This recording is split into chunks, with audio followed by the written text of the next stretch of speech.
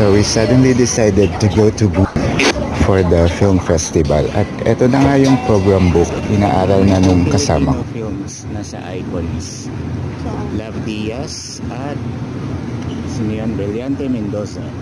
Guys with Shaina and Bianca in the background. Ito may love.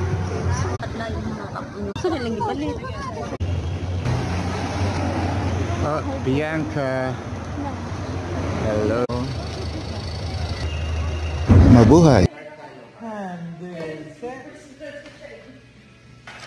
One more. 1, 2,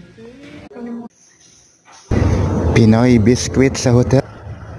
Day 2, kakain muna kami ng pangmalakasan bago mag sightseeing ng mga celebrities dito sa Film Fest. Ijehon sana host kaso na operahan. Ulit mga Filipino films, please do watch.